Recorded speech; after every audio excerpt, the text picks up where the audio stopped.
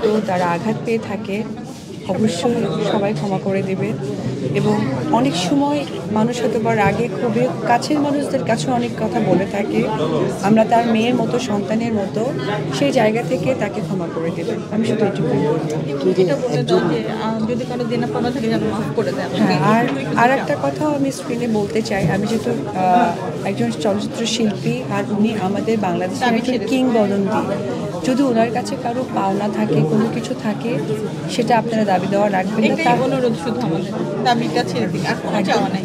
আর কিছু বলার নেই আসলে। একসাথে নৃত্যশিল্পী, অভিনয় শিল্পী এবং আন্তর্জাতিকভাবে অনেক স্বীকৃত, এই যে উনি একজন মানুষ যে চলে গেলেন, এই ক্ষতিটা আসলে পোষানো না। আসলে আমি একটি কথাই বলবো যে এই যে আমাদের একের পর এক কিংবদন্তি চলে যাচ্ছেন, আমাদের ইন্ডাস্ট্রি কিন্তু গার্জিয়ান শূন্য হয়ে যাচ্ছে।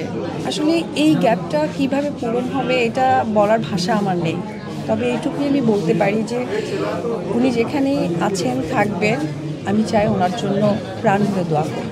লাস্ট প্রশ্ন, সিনিয়র হলে সবাই একা হয়ে যায়, এই একাকিত্ব আসলে কীভাবে দূর হতে পারে? আসলে আমার সাথে কথা হতো, যখন আমি আমার ফার্স্ট আব্রামকে নিয়ে বের হলাম, উনি আমার বাসায় প্রথমে এসেছিলেন এবং উনি আমাকে বলেছে যে আমরা আছি তোমার সাথে। এই যে একাকিত্ব আমি বলবো না, আমরা সকলেই তার সাথে ছিলাম, আমরা আছি, আমরা একটা পরিবার। আমি লাস্ট স্মৃতি আমি বলতে পারি সোনারগাঁতে আমরা একসাথে স্টেজে ছিলাম, আমরা একটা অ্যাওয়ার্ড ফাংশনে ছিলাম। এত সুন্দরী একজন মানুষ, এবং ওনার লাস্ট একটা কথা আমার এখনও কানে বাঁধে, ওনার যেমন চোখটা আমার খুব সুন্দর লাগতো এবং চোখ উনি এত সুন্দর করে সাজাতেন। তো আমি বলেছি, দিদি তোমার চোখ এত সুন্দর কেন? তো আমাকে আবার উনি খুনসুটি করেই বলছিলেন যে নজর দিও না।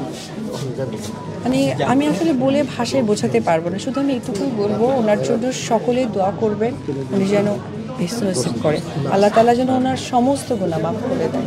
যে কোনো প্রোগ্রামে এসে সবাই কিন্তু মাতিয়ে রাখতেন, হেসে। ঠিক আছে ভাইয়া, আজকে থ্যাংক ইউ।